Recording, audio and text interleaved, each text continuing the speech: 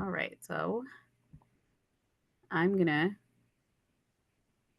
maybe make me the spotlight. Okay, so I'm Shanna Bradley, and I am the founder and facilitator for Global Birth Community Doula Training. We do birth doula training and postpartum doula training, but really our heart is that birthwork is ministry. And we know that it's such a sacred time around pregnancy, birth, and postpartum for people to be seeking spiritual things. And so I just love having a community. And I know that it's harder and harder to find other believers in birth work, whether you're a midwife or a doula or you work at a crisis pregnancy center or do ultrasounds or whatever it is that you do.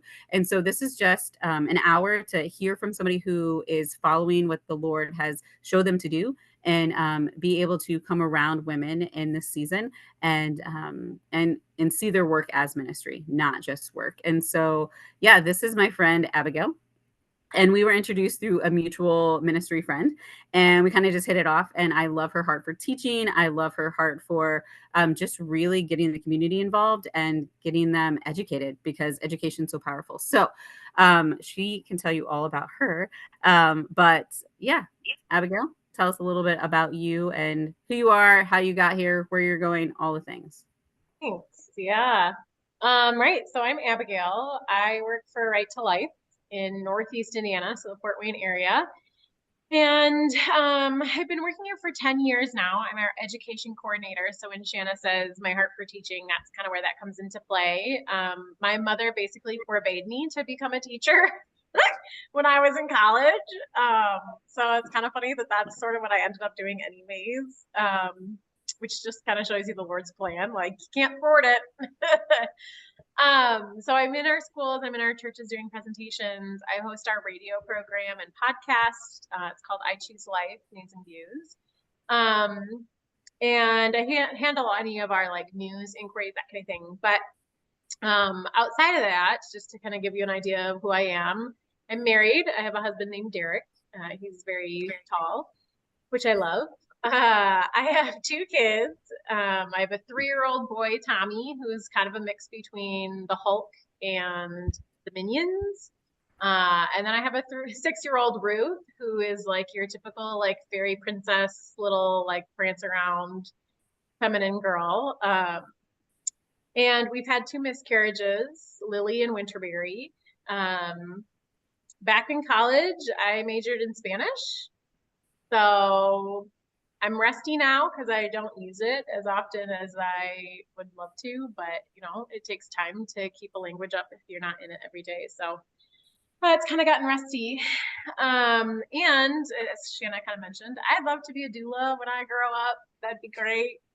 I like am thinking like, oh, one day when my kids are older and it doesn't matter if I leave the house at 2 a.m. I'd love to be a doula. It sounds like so much fun.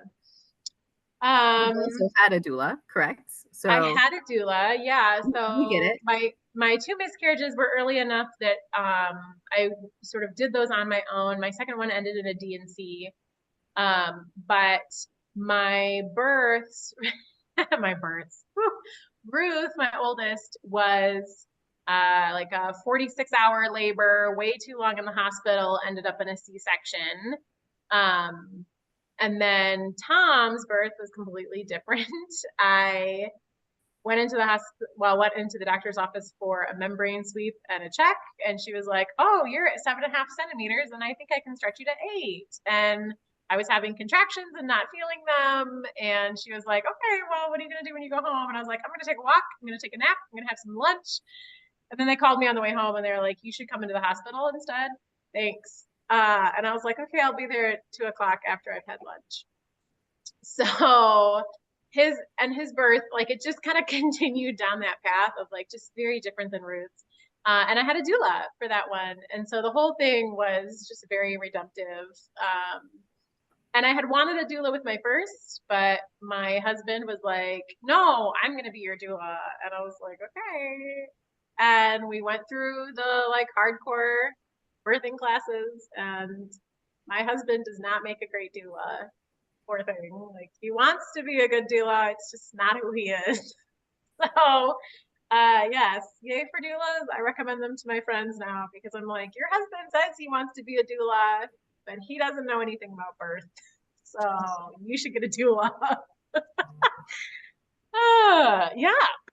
So that's anything else, Shanna, that I'm missing about me? So you said your mom wanted you to be a teacher, but what are No, you she doing? didn't. She forbade me Oh, from she being a didn't. teacher. Oh, The oh, oh. opposite. Yeah. I thought she okay. I totally heard that wrong. Sorry. But No, what do you that's do okay. now? So what does that look like for you?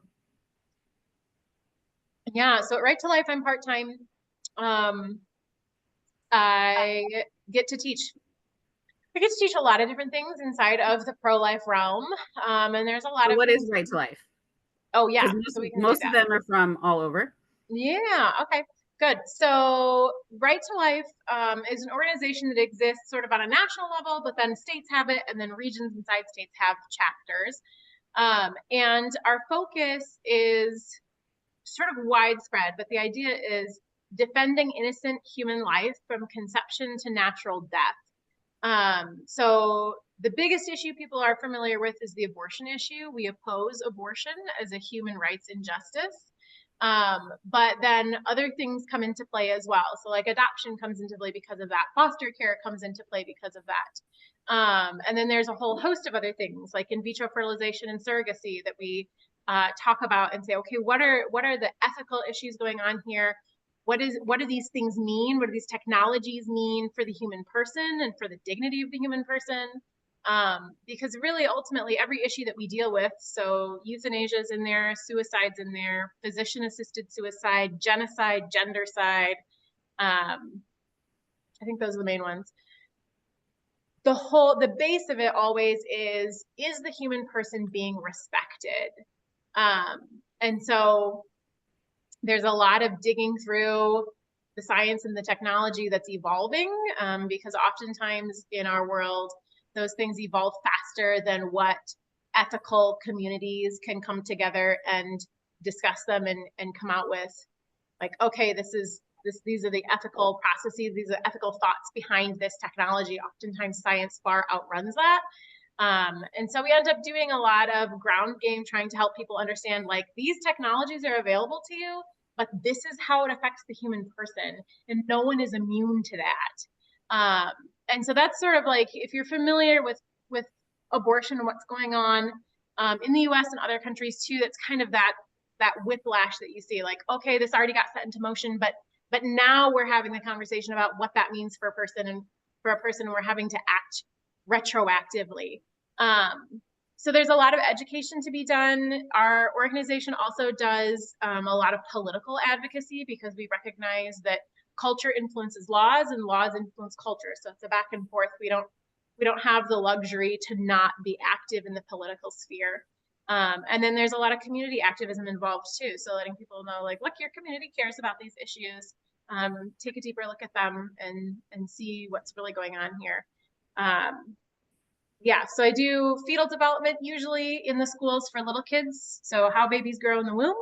I tell parents we stay on this side of conception and on this side of birth. So we just talk about fetal development because we're big into parents having the discussion about birth and sex with their kids themselves. I don't need to do that for them. And then for older students and then adults, we do apologetics. So how do you have good conversations? How do you have discussions that they don't explode? They actually move the ball down the field. You listen to each other and you're empathetic and compassionate, and you can hear what the other person is saying just because they're saying it, not because you're trying to formulate an answer to shoot back at them as soon as they are done talking, but because you want to understand them and who they are as a person and where they're coming from and what their life experiences have been. So often the loudest voices inside the pro-abortion or pro-life movement are loud because they have their own stories that are affecting the way that they advocate. So, interested in hearing those stories and hearing what people have been through, and then trying to weave the idea of human dignity back into that and show them that we're actually not at odds with each other. We really want the same things, but we're expressing them in different ways, and maybe we can come to a resolution in those things. Awesome. And you guys locally too, you strategically place your offices near places like Planned Parenthood, and you have volunteers that Yeah, do so we sidewalk are fencing. we're one door down from Planned Parenthood here. Planned Parenthood is the largest abortion provider in the United States. Um, and so our clinic here in Fort Wayne is what we call a referral clinic. They don't do abortions here, but if you come in looking for an abortion, they're going to refer you to one of their other clinics right now in another state that does do those. And so we have volunteers, like Shanna said, excuse me, who go through a training, and their job is simply to ask people who are coming in and going from Planned Parenthood and say, like, what is it that you're looking for? Because Fort Wayne has a lot of really fantastic nonprofits that deal with a person more holistically than what Planned Parenthood does, and who offer services for free, which Planned Parenthood does not. And so our goal is to help them find better help at these other places, because it's not only is it better help, but it's also free help. And those nonprofits are in connection with each other. So if a person has multiple needs in different aspects of their life, those nonprofits are able to send them through the network and get them helped in a lot of different ways. Whereas when they walk into Planned Parenthood and walk back out, they've paid for their service, and it's sort of a one and done, and their other needs haven't gotten taken care of at all. Besides the fact that it funnels money into the nation's largest abortion provider. So that's, yeah, a piece of what we do locally as well, right, is that sidewalk advocacy piece. And a lot of different right to lives around the US have that piece as well, trying to be strategic about reaching the people who need help with the help that they need. Awesome. So, against your mom's wishes, how did you get to this position of teaching kids, in the schools? Like, how awesome is that to go in and teach kids in the public schools, even, Well, I'm right? not in the public schools yet. Not I yet. hope to Okay, be. so all private All schools private right now. and Um, homeschool and things like that. Yeah, and homeschool groups. Yeah, the public schools, I'm hoping to get there eventually, because the presentations on fetal development are just science. Like, this is just the Right. science of fetal development. And in the Christian schools, I weave Christian worldview into those because it makes sense to. So we talk about God's design and the way he made human beings, and how, this is so predictable because this is how God made it to be, and the connection between moms and babies, that kind of thing. But those things are the same for public school. You just pull the 3-letter word God out. So all of his truths are still true. We can just keep his name kind of reserved, and still let people see the design and the beauty of creation. So I'm hoping to eventually be in the public schools. I've made myself a goal of getting into all the private Christian schools first, because those seem like they should be low-hanging fruit, but often are somewhat tricky to get into. There's a lot of people who don't understand what Right to Life actually stands for, and are scared of how we might talk if we get into their schools. So it's sometimes slow going, saying like, hey, why don't you come to another school presentation here, hear what we have to say, hear how we express ourselves, because there's a lot more love and compassion inside the pro-life movement than what sometimes gets represented or assumed to not be there. So 10 years ago is when I started working for Right to Life. I started as an admin assistant, so like staples and papers and like printing things and data entry and that kind of thing. And pretty quickly, a different staff member left for a different position at a different job, and they turned to me and they said, "Well, how much can you work?" I said, "Well, I could be full time. Like, I have time to be full time." Thinking that I would just be a fill gap for the organization. Small nonprofits often just sort of shuffle people around in an emergency and then kind of fill in the gaps later. And so I thought, oh, okay, I'll just do that. And then I ended up permanently being the events and graphic design person. And then little by little, the executive director was shifting into a different role and giving me more and more responsibilities. And so eventually I became the operations director, and was that for, I don't know, like 6 years or something like that. And then 2 years ago, a little over 2 years ago, I told our executive director, like, my Tommy was 1, and I realized I was just running at a pace that I couldn't sustain anymore. And that has been one of my best decisions in my whole life, was telling him, like, I can't do this anymore. I cannot do 40 hours a week operations director responsible for everything kind of a thing anymore. So he very graciously let me write my new job description. and then took it to the board for approval. And it took us a while, but we found a person to replace me. Um, and so now I'm part-time and as from home as my job allows. I mean, obviously to present to schools, I have to be in schools. Um, but it's been pretty amazing. And the coolest thing is that when I look back, and I'm sure you guys have this in your life, the chain of events that led to where it ended up, like unmistakably God's hand. Like there's just no way to get from point A to point K without the little stepping stones that God put in there. So I sometimes say he did a bait and switch on me because he was like, "Oh, look, a little admin assistant job." And then he was like, "Ha, operations director." Just kidding. I'm like, okay, I would have never applied for that because I didn't think I was qualified. But you know, the old saying, God doesn't call the qualified or call the equipped, but he equips the call. So like, okay, fine. So my mom's main thing with teaching is that she hated like doing all the certification stuff for the schools and she hated student teaching and that kind of thing. So I don't think she's mad that I'm in schools teaching. She's just glad I didn't like have to get a teaching degree. Gotcha. Yeah. So, how do you see your work as ministry and what you're doing and all the things? Because you kind of do a whole lot of different things, and God kind of opened the door to let you do that and still be a mom and be home as much as you want, and then do your radio and do your, which is super fun, by the way. I've been on her radio like twice, I think, Yeah, a so couple far. times.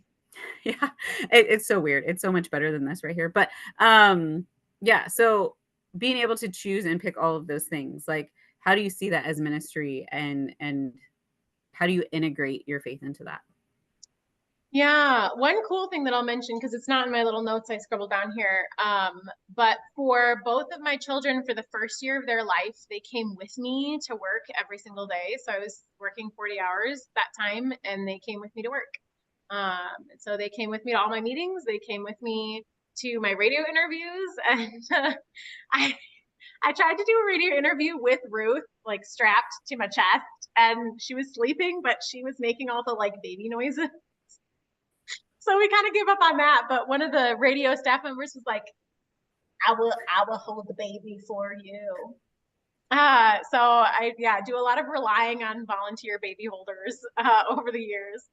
Uh, but I it was so interesting because when I was pregnant, I was like, okay, we're gonna try this. Like other people do this, other people take their babies to work, and I can figure this out. And then Ruth was a C-section, which changes everything. And I think I had postpartum depression. My husband, if you ask him about that time, he was like, "Yeah, it was kind of scary," but he like didn't do anything about it, which I could punch him in the face for, like say something. Um, so it was a lot of stress and a lot of pressure, but we figured it out. And not a lot of sleep. I wouldn't recommend that piece of it. But just the idea of being a mom who has her infant out in public with her doing professional things is such a bizarre concept for our culture. It really made me see how much our culture spends time separating moms from babies and saying like, "Mom, you should be in this space, but your baby cannot be with you." So like I would have committee meetings that would meet.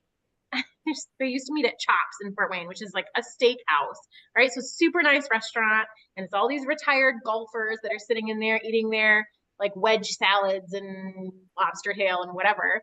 And I walk in there with a baby, and you can feel the daggers like on your back because, and she was perfectly quiet, content, little tiny thing sleeping, and they're just like, and so I sort of realized that just having my babies with me became part of my ministry of like, hey, society, you know what? Babies are supposed to be with their mommies. Like just because I'm going into this place or into this environment does not mean that I have to leave my baby somewhere else and in someone else's care. Like this is my baby. I'm going to raise my baby. So it was, and I had, the support of a lot of people because of the organization I work for, valuing families and valuing babies and realizing like these are human beings too. They're tiny ones, but they're humans and we need to treat them as such. And so even school presentations, I would take my babies with me. I just strap them onto my chest. And when they got a little older, they would ride side saddle and I did all the wrapping things and just slow feed them Cheerios as I presented to keep them busy. And it worked. And teachers would be like, hey, if they get fussy, just let me know. I'll take them out. It's fine. You know, like they want the baby time. So it was also a lesson in humility for me of like learning to not be prideful about like, oh, I have to be the mom that knows exactly how to do everything, but like, hey, this baby's fussy and you said you wanted to take him, so like, here, I'm going to hand him off. You go take him and I'll finish talking with the kids. So that was a really cool part. And I've had a couple other moms in my life contact me and be like, how did you do that? Because I feel like I get scalded by people's eyeballs every time I walk into whatever environment with my baby with me, and I want to take my baby with me. So that's it's been it's been really good to help, I think, just our community like begin to understand. And the high school, you know, you're presenting to high school students with a baby strapped on you and they're like, I don't know what's going on, she has a baby. And it's so good for them to see that, like, babies are people. So yeah, and now like the community knows my kids, they've seen my kids grow up, like these are tiny human beings and they're getting larger. So that's been really cool. um the ministry, I mean, I have a little bit of an advantage in my work in that we're a nonprofit, like we're very clearly a ministry, and so my passions just sort of funnel into the mission. But as it relates specifically to women and men as well who are in pregnancy and then laboring and parenting, um, you know, the one of the symptoms that abortion can have is this overwhelming guilt and shame that sticks with people for a really long time. And I've had the privilege over the years of being told stories, and it doesn't always feel like a privilege.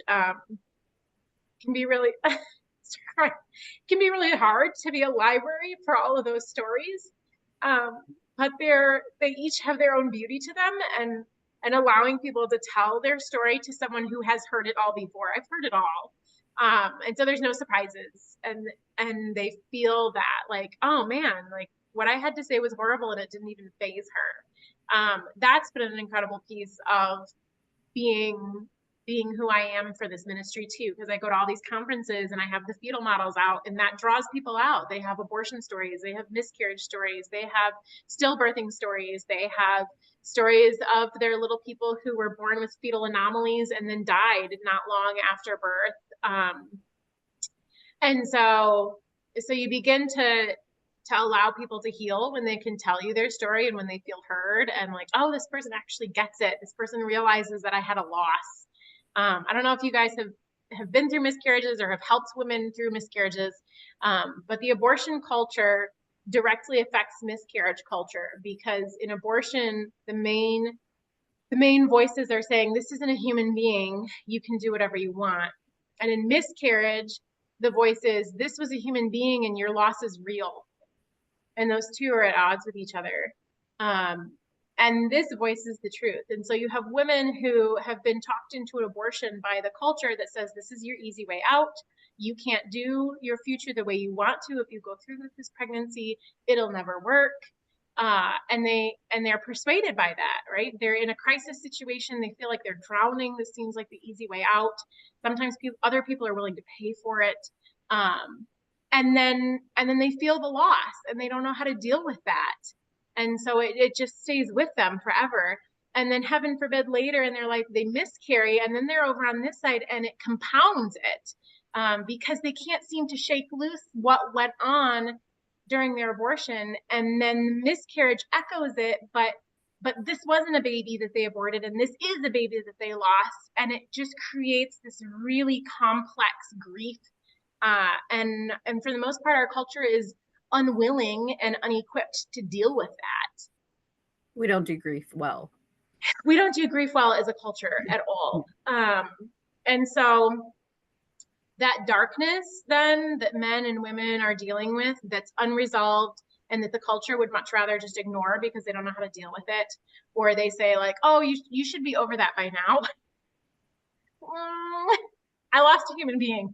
I should not be over that by now. Like, don't tell me how to grieve. Thank you. Uh, it just gets even more complex, and our culture gets even worse at it when they're trying to justify the agenda of abortion.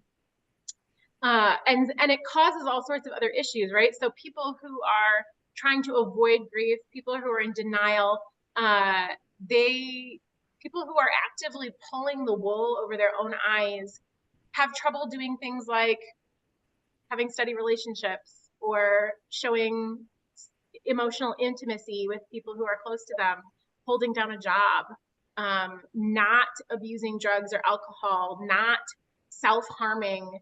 And I hear story after story of women who have aborted earlier in their life because they were in college, or the boyfriend wasn't gonna help them, or somebody said to them, oh, it's your decision, like you do it, which essentially abandoned them. And then later in their life, they want to have kids and they can't, or they want to have kids and they're miscarrying, or they have kids and then they feel like, I don't deserve to be a mom because I had this abortion earlier, and so I don't deserve this baby either. And no one should be living in that space. No one should be stuck in that complex grief. And they describe it as a black hole. It just keeps sucking them in. And the more they self-harm, the worse they feel about themselves. The shame just grows and grows and grows. And so part of what I love about this ministry is the opportunity to reach a hand out and say, I see you, and I see what happened to you. And you can tell me your story, and it's not going to faze me. And there's healing available. And so, like, some of the organizations we partner with are really fantastic post-abortive healing ministries. And I love sending people there and then hearing their stories later about the healing that they've come to out of that, realizing that Christ died for all those things that happened, whether it was their fault or not. I mean, 2/3 of abortions that happen in the US are forced abortions. In the US, 2/3 of women getting an abortion on any given day don't want it. Someone else in their life is forcing them into it. That has profound effects on our culture when you look at the number of abortions happening every day. And so for them to realize, like, your decision, someone else's decision, God has already atoned for those things. You're not going to surprise him. He sees it all already. And it's heartbreaking to hear these men and women talk about, I mean, they'll say things like, well, I know that God forgives me, but I don't understand how. And I'm having trouble accepting that forgiveness because I can't forgive myself. No one should be living in that place. That is so dark. And I think that's part of the reason why we see so much depression and so much anxiety and all sorts of other things widespread in our culture, is that the foundation, right, the mothers and fathers of our world, who are supposed to be raising families and who are supposed to be raising children into young adults who can function, be stable on their own, they themselves are hurt and have not come through healing and are living in a society that says you don't have anything to heal from, you're fine. And so that is a huge piece of what I love to emphasize when I go out and talk. Not so much in schools, though I do emphasize that in schools when I get the chance, because oftentimes kids don't see that side of things. But, you know, especially talking with churches, they think, oh, Right to Life, they're just going to condemn anybody who's ever had an abortion. It's like, well, that's not the case. I mean, abortion is wrong, but also what was done to these people is wrong as well. And the way that our culture deals with it isn't helping. And we need to reach a hand out to them. That is what is going to make the difference, is that compassion and that healing and the forgiveness that comes from Christ. So that's a really cool part that I love. And sort of branching from that too is the idea that our human beings throughout the course of history have always slid into these patterns of only valuing some lives, right? So you can look back through history. The Holocaust is a really easy one. Slavery in America, slavery in any country, right? Really easy ones. take a look at any genocide, and unfortunately, the Wikipedia list of genocides is like really, really long. But it's always this idea that some human beings matter more than others. Anytime you have that thought process going on, you cannot have human equality. It will not exist as long as there's this sort of conditional value piece to it. And so helping people understand that human beings need to be loved, need to be valued unconditionally, right? This is what child psychology is suddenly discovering. Yeah, you can read study after study about it now. Like, oh, children need to be loved unconditionally. You know, no kidding. Try every human being. Every human being needs to be loved unconditionally, which is what God intended from the start of creation. But you can't have abortion coexist with that. It doesn't work. If we love every human being unconditionally, then abortion has no place in our culture, right? And same thing with the other issues as well. I've kind of been harping on abortion, but it works with everything else as well, right? Suicide, euthanasia especially. Like all of a sudden we're deciding that somebody else's life isn't worth living anymore. That's not unconditional love. That's extremely conditional. That's called utilitarianism, right? This cannot exist with human equality. So if our culture, which talks about human equality all the time, is serious about that, then we need to take a solid look at what we are proposing and all these other things. Because our healthcare system is more and more trending towards these value-based judgments. So if you've ever heard I'm sure you guys have, the phrase quality of life, right? Oh, what's that person's quality of life going to be? A, we don't know because we're not God.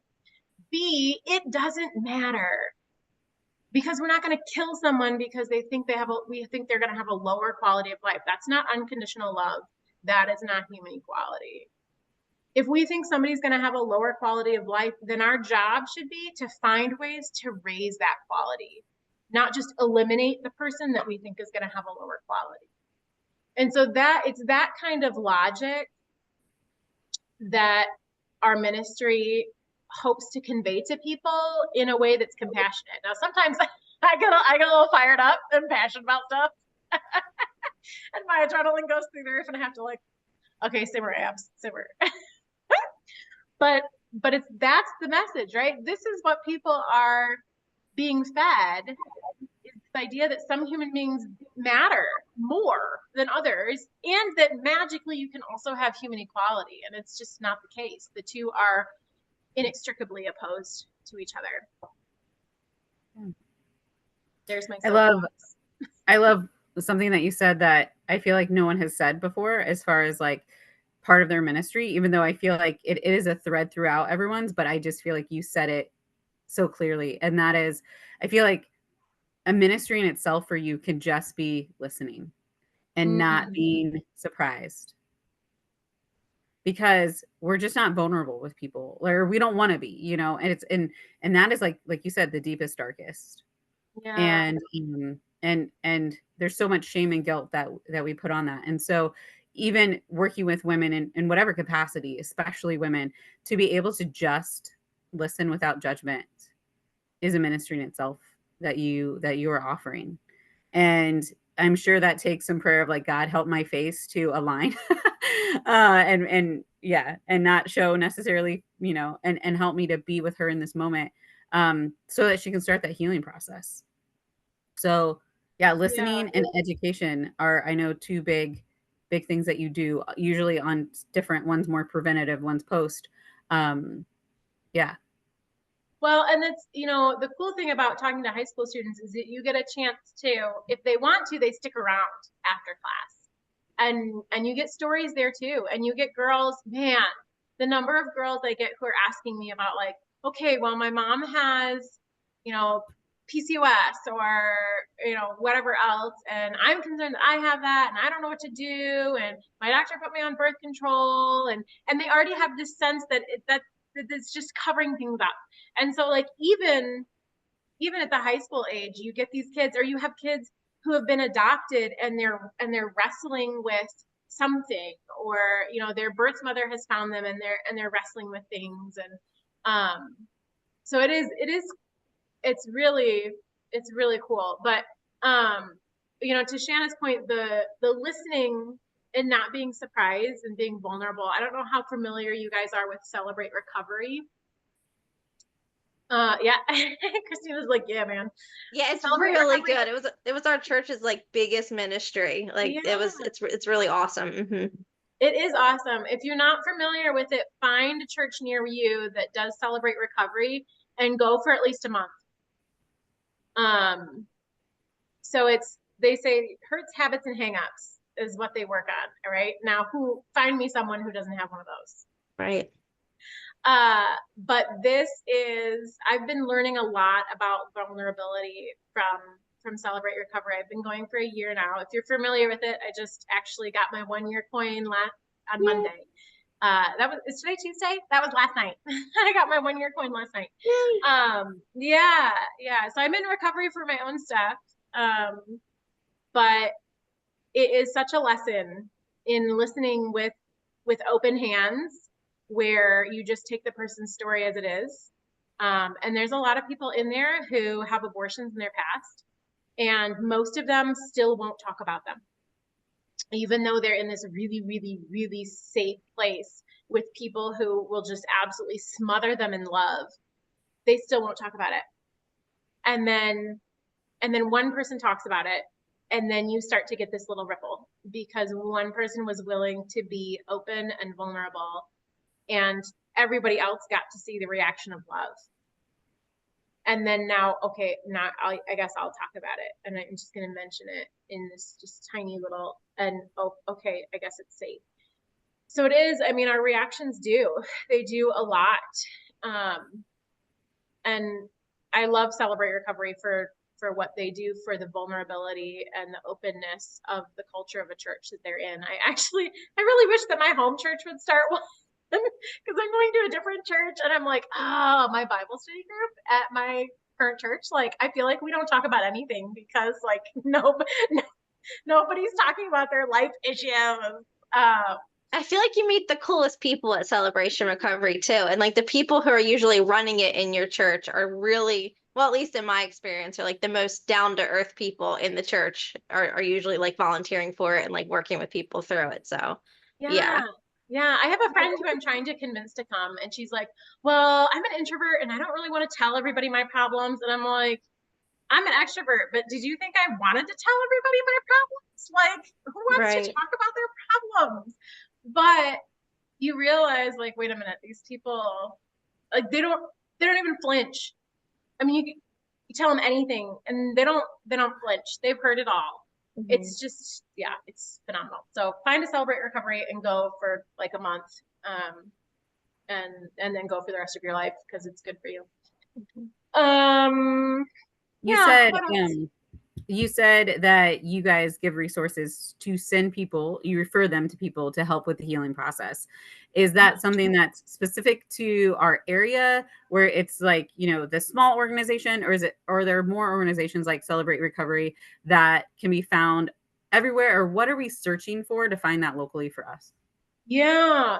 So there are some organizations that are local and that's it. But there are a lot of organizations that have chapters scattered throughout the US and chapters scattered throughout the world.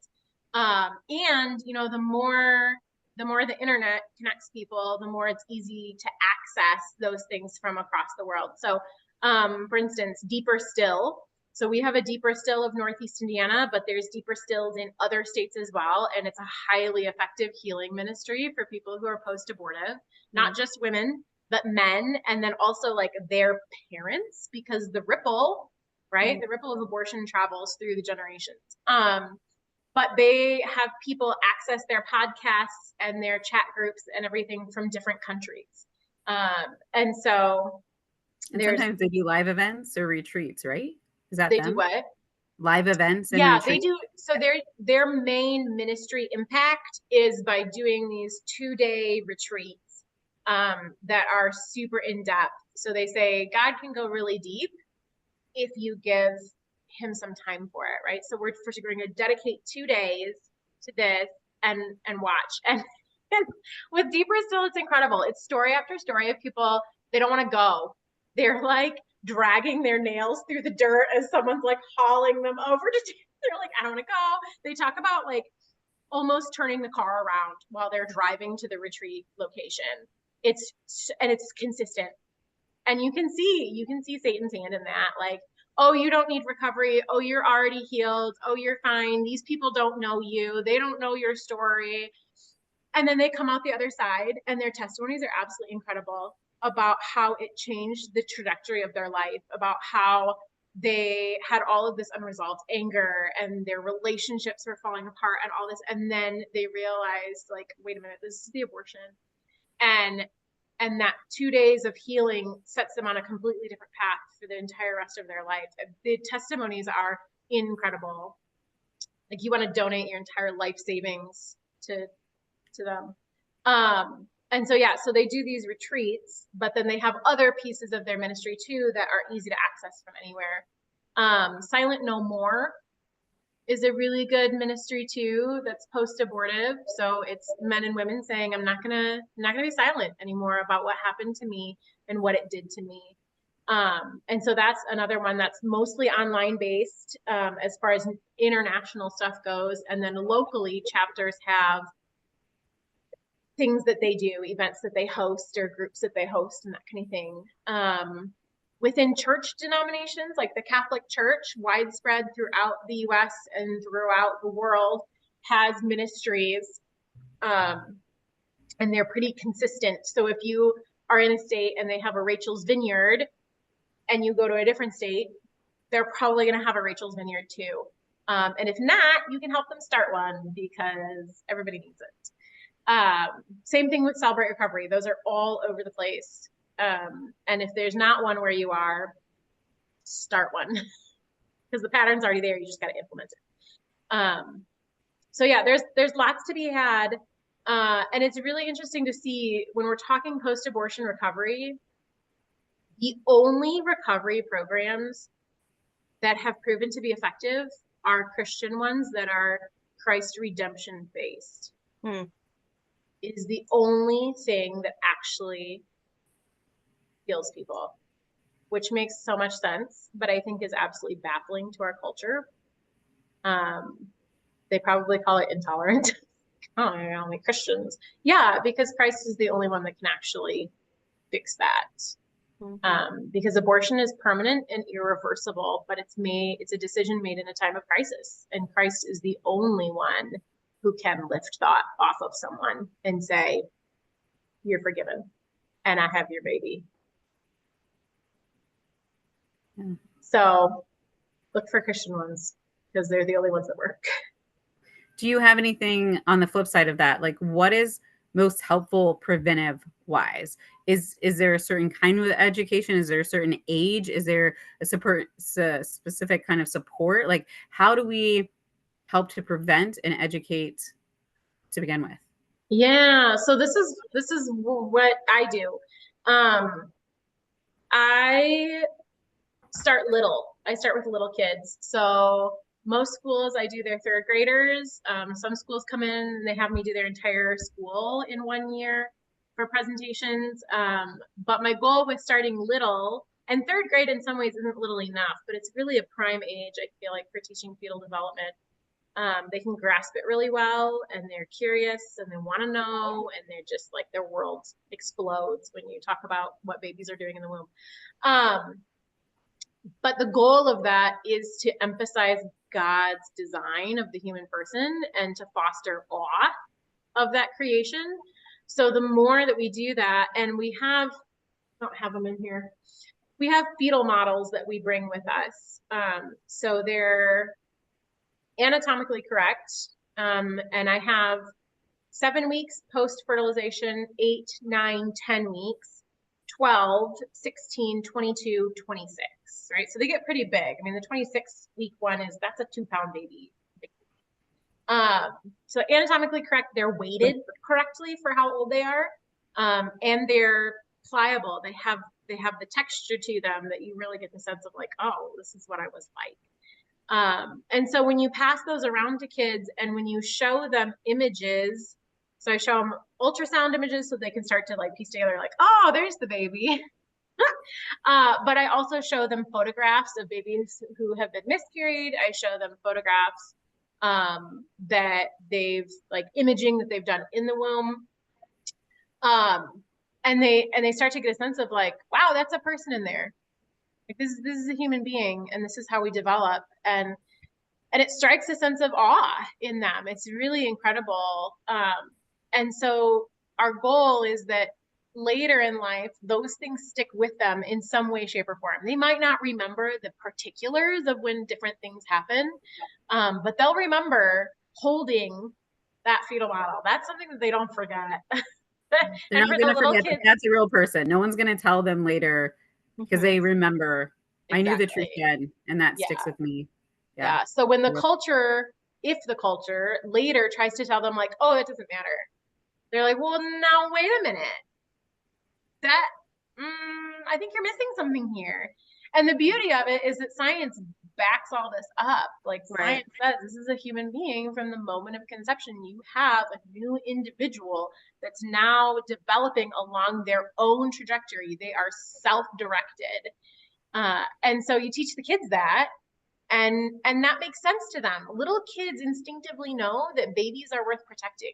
You hand them these little models and they do this and they won't give them back. They hold them like this. And you say like, okay, it's time to put them away. And they're like this. They know, they realize these little people should be protected.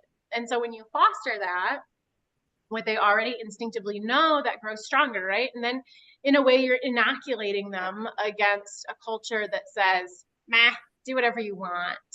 You are what matters. Nobody else matters. Nobody else can tell you what to do. And they're like, no, wait a minute. Other people do matter. But I also hope in fostering a respect for God's design that, and this, we leave this piece right now up to other organizations in our area that do this work, but that plays into their sexual lives, right? So sexual intimacy designed by God to make a bond that's concrete in marriage, right? So two married individuals, to make that bond even more solidified through the bonding that happens during sexual intimacy, right? So we have God's design that children are born to parents who are in a concrete relationship, who are dedicated to each other and then dedicated to the fruit of their marriage. Now you have a lot less demand for abortion, right? So the two play into each other. And so that's where I feel like a lot of the preventative stuff comes in, is that fostering of things that they already know. And the more we foster the idea that human beings are valuable, that they're to be respected, that works too, to inoculate young girls against this idea that they need to search for love, that they need to somehow earn young men's love, and vice versa. For young men, this idea that women are usable, like, And people's and a person's value isn't based on what they can do for you. right, exactly. We're not tools. Right. Yeah. I think about that with our older generation too, and how they're just being treated so terribly. Right. That's utilitarianism, right? That somebody is Right. only as valuable as they are a utility, as they are a tool, as they can contribute back to society. And then that goes into pornography as well, right? So pornography is this use of human beings as a thing instead of as a person. And unfortunately, pornography is affecting people younger and younger every year. So now the average age of exposure is between 9 and 11 years old, which is why in some ways I feel like I'm hitting the kids a little too late, maybe, right? Third grade, that's 9 years old. And so, as a whole culture, right, we're one organization, that's a lot for us to do, but as a whole culture, as a group of nonprofits, to work together and say like, okay, we're each going to take a fast of this, and we can hopefully get our kids to this place where they're safer because they know what the truth is, and they can reject the lies that say, oh, it's fine to treat someone like this, regardless of who that someone is and what the treatment is or mistreatment. Yeah. So does anyone have any questions for Abigail about anything she shared or anything else that she does? Or you can literally ask her like anything. I feel like she's like just a encyclopedia of information. So like the most random things. She's very well versed in all sorts of things. But yeah. So what questions do you have for Abigail? Man, I feel like I could listen to you talk all night. Thanks. You can go to her radio broadcast and listen to Yes, radio, that is it. and you'll come across me twice. So go there after that. How would I find that? Yeah, so our website, our particular Right to Life, our website is ichooselife.org, and there's a radio tab. There, you can also go to my page. Some of my presentations are up on my page on our website. So ichooselife.org/radio, ichooselife.org/Abigail, but you can get to those places off the home page as well. And my contact information is up on the website. My cell phone number is up there. So if you think of something later, sometimes I feel like I'm giving people a drink from a fire hose. So if you think of a question later, or I said something and it doesn't sit well with you, and you want to see like, okay, what did you mean by this? Or, hey, I think you should consider rephrasing this, or anything like that, you're welcome to hit me up later too, using that contact information. Awesome. Christina, I know you have a question.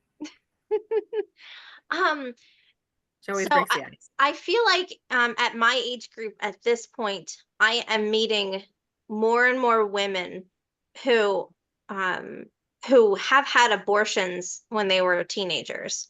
How should that conversation go? Like what, other than saying like I'm here to listen and like not being judgmental and not acting shocked or anything like that, which actually oftentimes it is shocking though, the people that you find out did have an abortion a long time ago and you're like, I'm so sorry that happened to you, you know.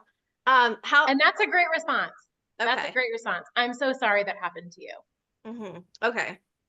So that's kind of the direction it should go. Because I was a little bit at a loss for words. I was like, whoa, okay. Yeah. But I want to be super supportive of them. And then those resources are nice. And I actually have a couple of friends that I'm going to be sharing those with. Thank you very much for them. Yeah. Some people aren't ready for those resources. I always have to like back myself down off of like, oh, you can try this and you can try this and you can try this. And you can try this. Like, I hear you. And they're like, I don't want to do that. So yeah, I mean, your very genuine response of like, I'm really sorry that happened to you. Mm-hmm. And you can, it's always helpful too to say something that invites further conversation. So like, do you want to tell me more about that? Or like, I'd love to hear the rest of your story. Mm-hmm. Or like, you know, if you can see that emotionally they're not put together anymore because they've fallen apart, you know, you can say like, hey, you know, anytime you want to talk about that, I'm here to listen. I want to know. So that they know like that's an open conversation.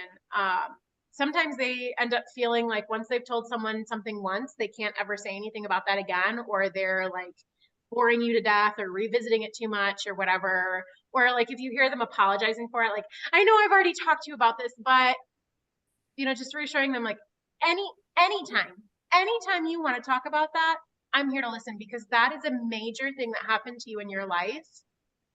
I'm here to listen.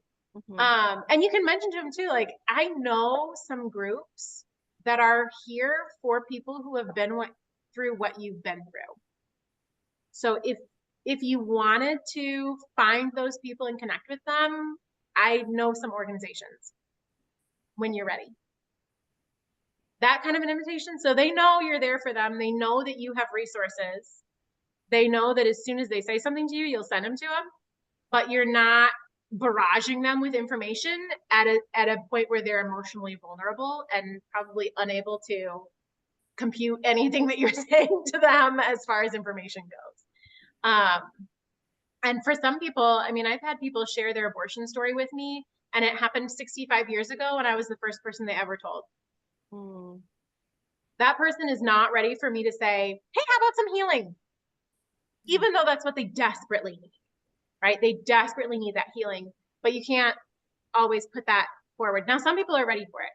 So just presenting it in a very open-handed way of saying like, I know that there are people who have been through what you've been through, and there's so much healing to be had. Just that kind of thing is a good starter. Does that Thank help? you so much. No, super, super helpful because it's actually something that's been on my heart and not really knowing how to touch it. You know what I mean? So I really appreciate you sharing that tonight. Yeah. Yeah. You can also, depending on where they are in their journey too, you can ask them things like, have you named your baby? Mm. Or, just like based on their story, you could ask them little things. It definitely depends on who they are and how the conversation's going, because there's some people who you can give those little invitations to, and that's healing for them to talk about. Some people have never thought about the fact that like that was their child. Like they know it instinctively, but they cognitively are still in denial in some way, whether it's intentional denial or not. And so sometimes that can break down a barrier, and they're like, "Oh my gosh, you're right. I lost a baby."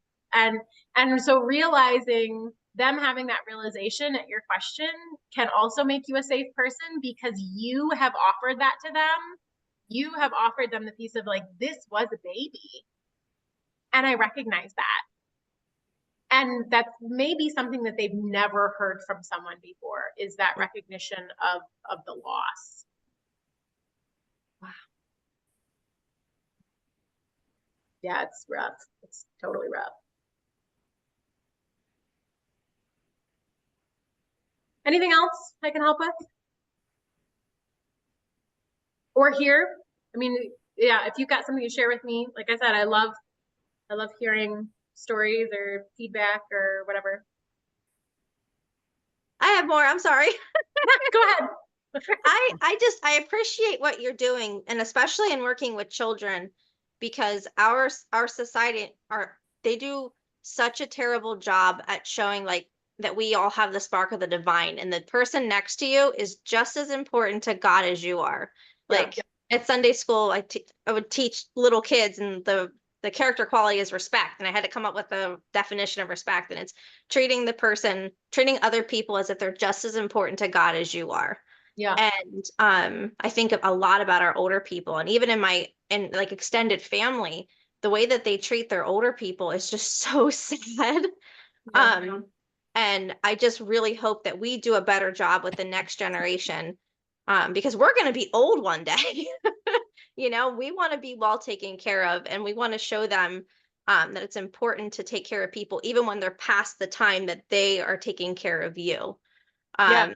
Well, and I mean, in some ways it's that we're not identifying the flip, right? So Mhm. like, you changed my diapers, now I change yours. Right. And in some ways it's our own fault. It's our own pride. I mean, I had a grandma who like, you weren't going to do anything for her. Right. Not going to do anything for me. And you're like, grandma, like, can I please drive you to this place? Because you're getting in fender benders all the time. Like, can I please drive you? My goodness. So some Mhm. of it is just our own humility, being willing to be served, because when we let people serve us, they benefit. Mhm. I agree.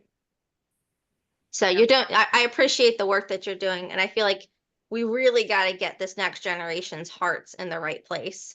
So it's It's awesome. an uphill battle. And crazy fact is that like how the Nazis started with genocide is with euthanasia.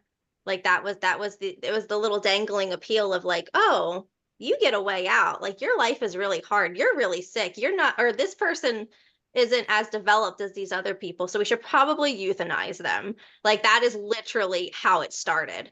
Yeah. So our society needs to stop it now. Like this needs to stop. So Yeah. The high school kids, they're so receptive to this. I feel like I talked to them about how Hitler's first propaganda posters, at least as far as I'm aware, they were his first ones.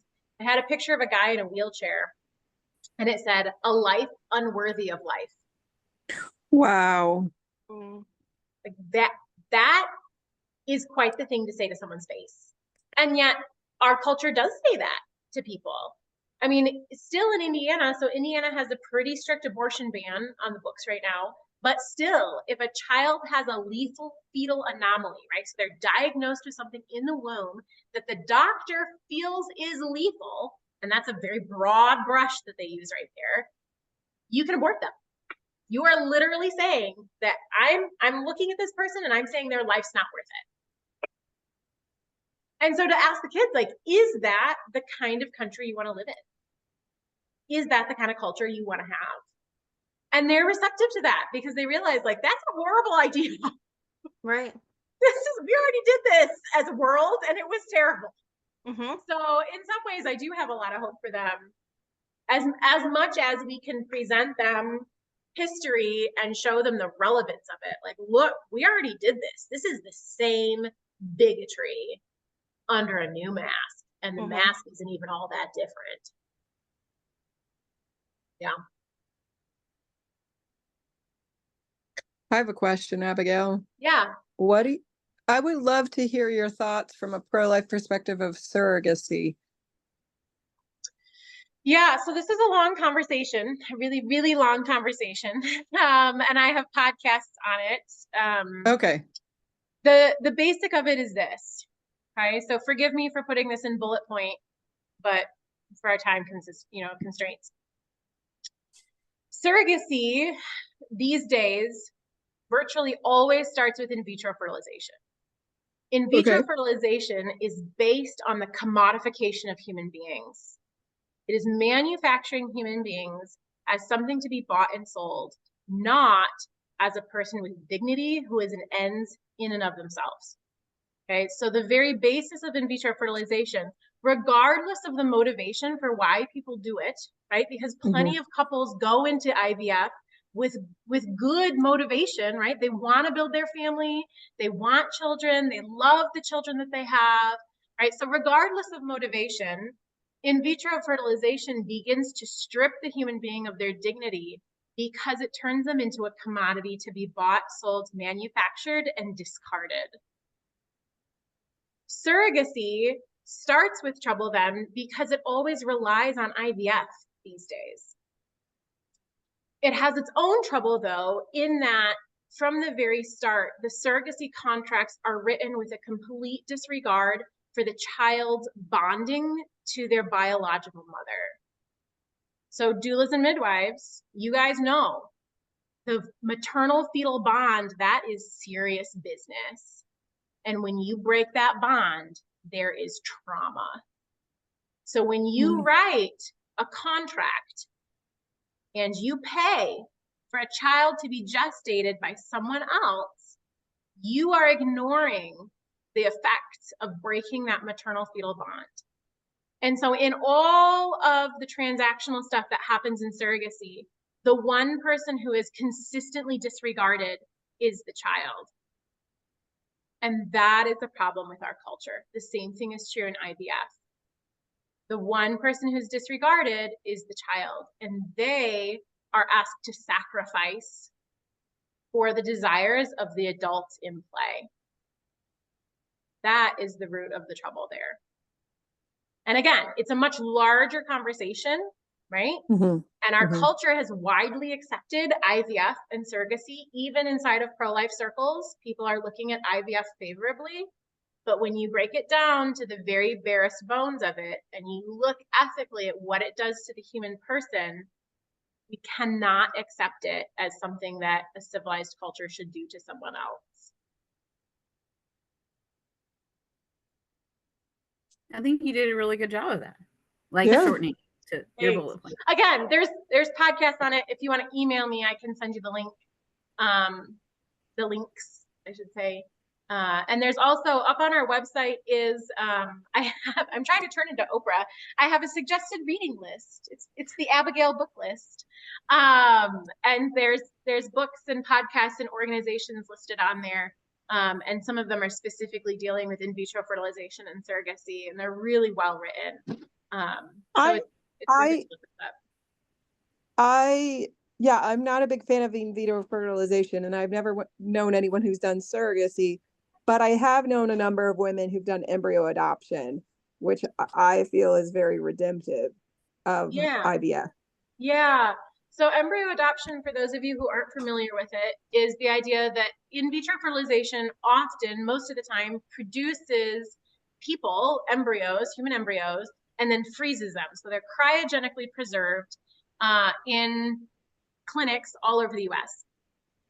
If their parents stop paying a storage fee for them, then the clinic discards them or uses them for medical experimentation where they're experimented on until they die. Or sometimes these couples, instead of paying a storage fee anymore, will essentially release the embryos for adoption. And state by state, they have different laws. In most states, even conservative states, the embryo is considered property, not a child. So the adoption thing is tricky. But there's a couple of good adoption agencies that have waded into this in an effort to allow couples to adopt these children who are frozen in liquid nitrogen and to set them back on the track of being able to live out the rest of their lives instead of being paused in this frozen state. So yeah, it is. And, you know, the jury is sort of out among Christian denominations as to, is embryo adoption ethical or is it not? Does it in some way promote IVF because it promotes production of embryos because people are adopting embryos, or is it only redemptive, right? We're only redeeming these embryos who are frozen, right? So there's a lot of back and forth that happens. And I think that in some ways it's possible to say human beings, right, always sinful. It is maybe possible that we have gotten ourselves into such a mess that there is no good way out. Maybe. But I do see a lot of those redemptive qualities in embryo adoption that I think you see too, Amy. I feel too that, like, from what I've been told, there's like thousands and thousands of these frozen embryos that could be adopted. Yeah. At least that's what I've heard from people who've done it. And my friends who've done it, all of them but one have had their own children, weren't unable to have children, just felt like the Lord was leading them to adopt and give that embryo or those embryos a chance at life. Right. And I personally am of the view that people are going to do IVF regardless of whether the embryos are adopted. I don't know. I just see embryo adoption as very redemptive personally. Yeah. Yeah. That's good to know. I mean, I would be all for IVF stopping. So I'm not for IVF, but if IVF is going to continue, then I'm for embryo adoption personally. Yeah. It's good to know. My daughter, she did IVF but didn't get pregnant. It didn't succeed. And it was very brutal. First of all, just what she went through. Her and her husband had been married 11 years. He always wanted like 8 kids. They're missionaries in South Africa. So she's coming this December and they're looking into adopting an embryo. And we're just going to be praying. We really want a miracle, of course, and God could do a miracle. But if that's kind of where she's going to adopt an embryo and look into it. Yeah. Yeah. And it is hard. And again, you know, they're a missionary family. They want to have a lot of kids, right? So like, I'm sympathetic to it. And most of the time what I find is that people who are engaging in vitro fertilization haven't been told by the industry what all happens. And so they actually are unaware of how it mistreats human beings. And so oftentimes that's why it's so hard to talk about, is because then when you do tell them, then they're like, oh my gosh, I cannot believe that is what I did. And it's heartbreaking. And they're still carrying a cross of barrenness, right? So the flip side of what you guys do as doulas and midwives is that there are people who, try as they might, cannot have a baby. And that's where my husband and I are sitting right now. We're sitting in this time of infertility, in a time of barrenness. You know, we've had 2 children and we've had 2 miscarriages, and month after month, I hit my period, and it's devastating. But it doesn't give me the right to commodify another human being. I don't have a right to a child. Mm-hmm. Children are gifts. I cannot take them for myself. Right. And even adoption shows us that. Yeah. I've heard plenty of stories from couples who are having trouble bearing children themselves. And so they think, okay, we'll adopt, we'll build our family that way. And adoption after adoption after adoption falls through. I mean, unbelievable. Like, you can't make this stuff up, kind of a thing. What is the explanation for that? Only God has an explanation for that. But barrenness and infertility is a cross that our culture is largely unwilling to bear, which is why we have in vitro fertilization. But I think it's one that we need to come to grips with, because we're harming each other in commodifying each other in this race to try to have families that we desire. And the desire to have children is a good desire, right? That's a God-given desire. But when it becomes an idol, we begin doing harm to each other and to ourselves. So it's rough. It is totally hard and rough and messy to wade through, but it's worthwhile to talk about because it matters. Anybody else have anything they want to ask or share? I have another question for you. If you want to take the time to answer it, you don't have Sure. to.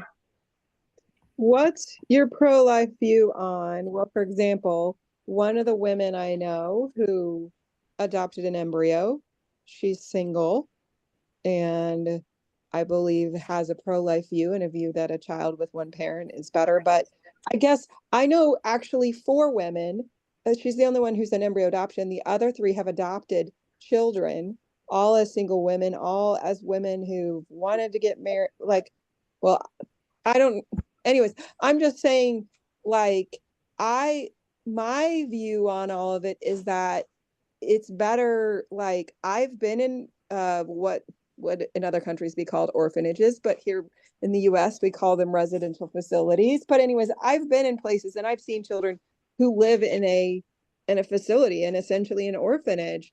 And yes, I believe it's better for a child to have a mom and a dad, but given the option of just a mom or just a dad or a facility, I just believe it's much more kingdom to have them with one parent. I don't know. I just would be fascinated by your view on this. Yeah, I mean, I think in a way you hit the nail on the head, right? So God's design from the beginning was that children have access to their biological parents, right? Now, if they're in an orphanage, that's already been severed. So children actually have a natural right to be raised by their biological parents. Parents have a natural occurring right to raise their biological children.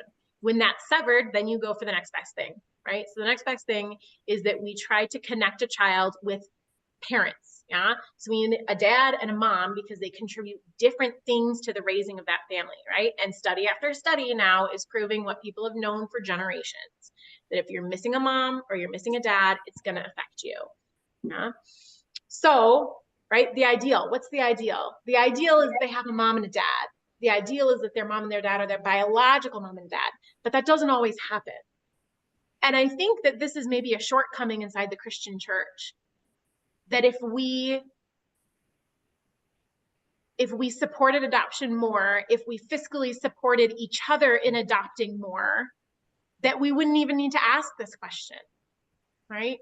But that's not the case. And so again, you do sort of this next best thing, right? So if a young woman is convicted that she would make a good mother to someone who is in a less than ideal situation and she sees a way to help and she feels called to that, right? Then I don't know that I can stand in her way.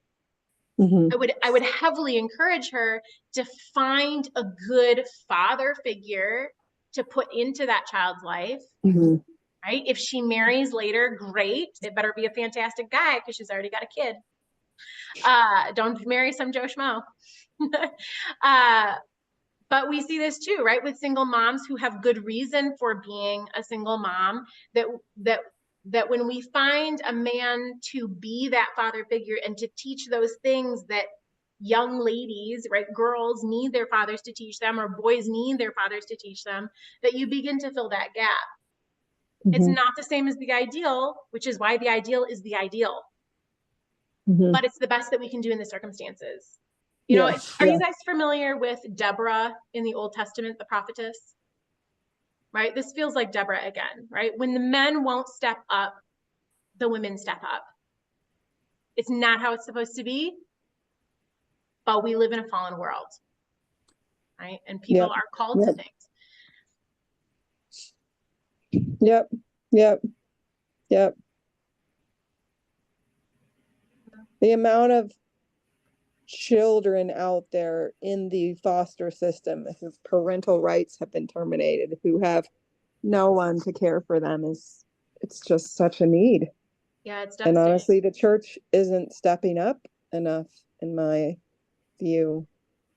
So Yeah, it's devastating. And it's, sometimes it's refreshing to come back to a place and say, let's start from the place of looking at this, any issue, and saying, this should never happen. This should never be the case. yeah. Sometimes, and like Roberta shared, right? Her son-in-law and daughter, I think that's what it was, right? Son-in-law and daughter are unable to have children, right? That should never be the case. That's tragic in and of itself, right? So human beings, we are constantly confronted with these situations that should never be, and yet they are. And so then the human life is, okay, how do we take the next right step towards the best that we can, right? So here, what's the best goal? And then how do we take the next right step towards it? And that's hard. And we don't do it perfectly, which is why there's a lot of need for grace and a lot of need for compassion.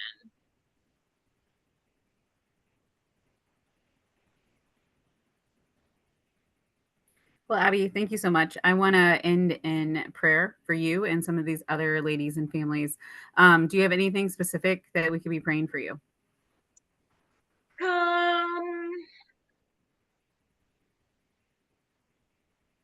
I'm always trying to make sure that what comes out of my mouth is what God would have come out of my mouth. Because when you do public speaking for a living, it's very easy to say something poorly or say something wrong or in the wrong tone and have that permanently affect people. So yeah, for what comes out of my mouth to be God pleasing would be good. If it's any encouragement, I was sitting here thinking, wow, the Lord has made her to say the hard things. You've been created for that. So that's literally what was going through my head. I don't know if that's the Lord telling me to tell it to you, but I was like, like she's a special lady. So thank you. Very, very I cool. appreciate that.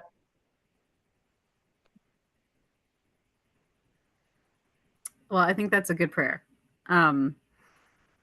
It's one of those things, be careful what you pray for. So you don't have to pray that for me, but no.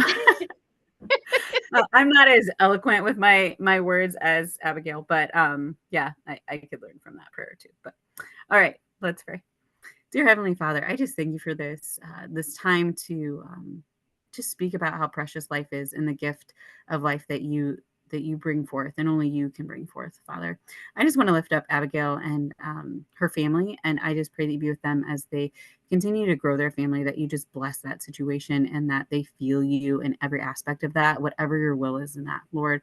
But I pray that if it is your will, that you will bless them with another child, as many children as you want to give them, Lord. So I just pray that in your name, Father.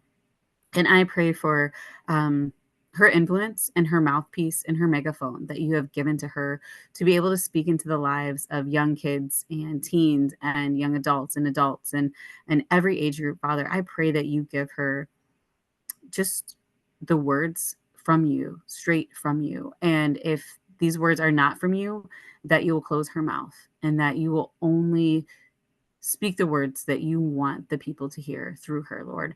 And I pray that she knows the difference between her words and yours, and that her words that are from you, Lord, continue to just change the hearts and minds of people to be able to see life the way that you've created it and that you want it to be seen. I pray for the other requests as far as surrogacy and embryos and IVF and adoption and any unspoken past trauma as well, within this group tonight. I pray for healing. I pray for direction. I pray for wisdom and discernment in every one of these situations. And I also pray for that as we move forward working with expecting moms and postpartum moms, that when these women come to us because they feel the love of Christ through us, that when they share their stories, that we can receive that without judgment, and that will be the first step in healing, and that we can hopefully help to point them in that direction, Lord. But help us to be receivers of stories and holding that sacred space. I just thank you for the women that were here tonight, and for Abigail for sharing in your precious and holy name. Amen. Amen. Thanks, guys. Man, We thank you appreciate the so time with much. you tonight. Yes. Thank you. And then Amazing. if you guys want to find her again, Abigail, ichooselife.org. .org. All right. Very cool. Thank you so much. Yep. You can also ask Shanna and she can connect you to me too. But thanks for the work you guys are doing. Keep doing that good work. Thank you. Thanks. Bye. Good night.